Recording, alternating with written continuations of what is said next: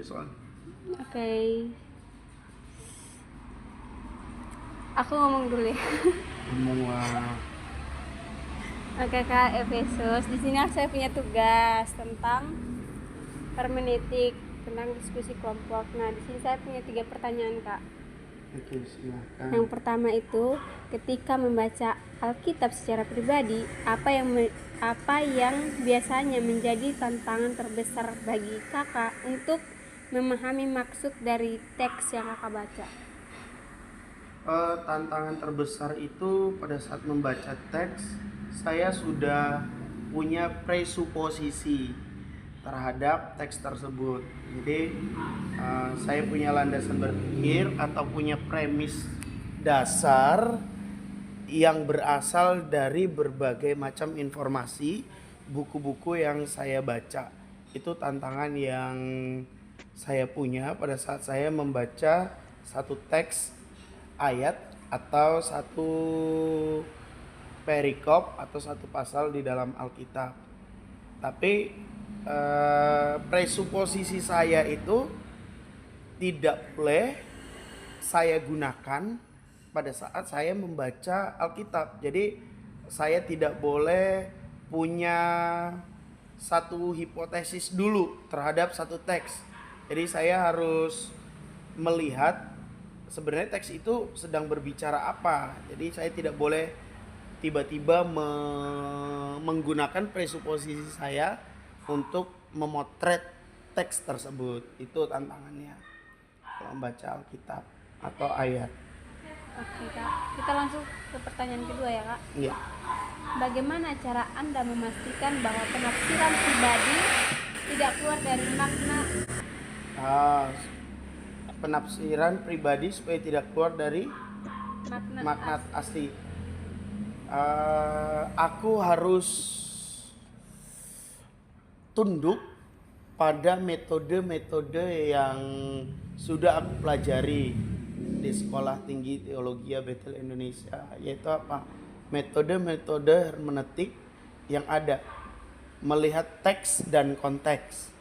Teksnya berbicara tentang apa, konteksnya itu sedang membahas apa, lalu harus dilihat konteks dekat, konteks jauh, konteks antara pasal, antar kitab, itu harus tunduk dengan itu. Jadi tidak boleh keluar dari itu.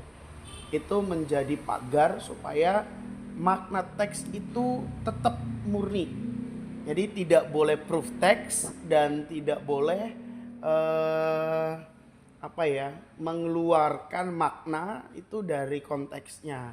Jadi itu paling penting untuk menjaga supaya makna teks itu murni, tidak terkontaminasi dengan hal-hal yang dari luar, terlebih lagi dari asumsi pribadi.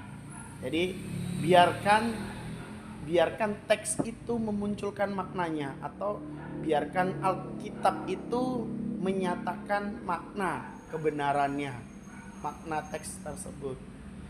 Itu. Oke, kita lanjut pertanyaan ketiga ya Kak. Pertanyaan ketiga itu, pernahkah Anda menemukan ayat yang tampaknya bertentangan dengan pandangan atau kebiasaan hidup sehari-hari?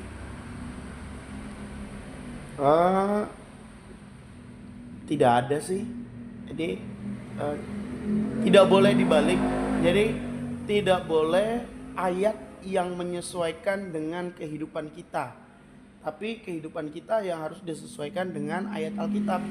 Makanya tadi berkaitan dengan pertanyaannya nomor 2, kita tidak boleh melihat teks itu, kita tidak boleh eisegesis, tetapi harus eksegesis. Kalau eisegesis itu kan menyesuaikan teks dengan hidup kita, dengan pikiran kita, dengan keinginan-keinginan kita. Jadi keinginan kita itu didukung oleh teks. Nah, yang tidak boleh dilakukan. Yang harus dilakukan adalah hidup kita yang harus disesuaikan dengan teks, dengan firman Tuhan itu, sehingga tidak terbalik. Kebanyakan kan jadinya terbalik. Terbaliknya adalah ayat itu atau firman Tuhan itu yang dipaksakan untuk sesuai dengan kehidupan sehari-hari dengan kebutuhan, keperluan, keinginan. Jadi yang benar adalah hidup kita yang menyesuaikan dengan apa yang firman Tuhan katakan. Jangan firman Tuhan itu menyesuaikan dengan apa yang ada dalam kehidupan kita. Itu akan jadi sesuatu yang sangat bahaya pada saat kita melakukan eisegesis.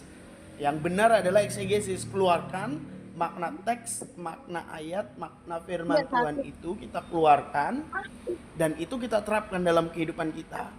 Hidup kita harus tunduk di bawah kebenaran firman Tuhan itu. Tidak boleh firman Tuhan ngikutin gaya hidup kita. Jadi itu tadi kita tidak boleh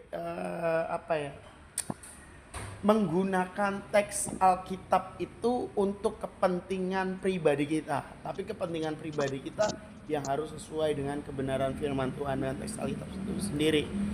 Makanya kita tidak boleh ayatiah, tetapi kita harus Alkitabiah. Jadi hidup kita yang harus tunduk di bawah otoritas kebenaran firman Tuhan. Haleluya. Terima kasih Kak, Tuhan berkati. Haleluya. Oke.